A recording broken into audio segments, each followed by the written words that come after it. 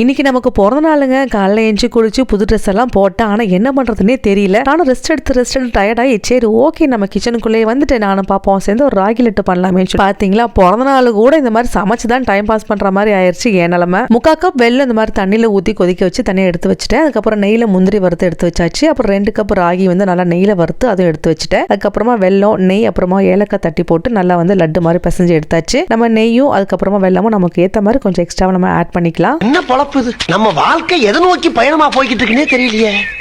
சந்தோஷம் அப்படிங்கிறது வெளில போய் தேடுறது கிடையாதுங்க, நம்ம கிட்ட மட்டும்தான் இருக்கு. கிச்சனுக்குள்ள தானமா சமைக்கிற என்னமா சந்தோஷத்தை கண்டு அப்படின்னு நீங்க நினைக்கலாம். எப்படி கொண்டாடுறோம் அப்படிங்கிறது முக்கியம் இல்லைங்க, எவ்வளவு சந்தோஷமா கொண்டாடுறோம் அப்படிங்கிறது தான் முக்கியம். சின்ன சின்ன சுகங்கள் வாழ்க்கையிலே அங்கும் இங்கும் கொட்டி கிடக்கு.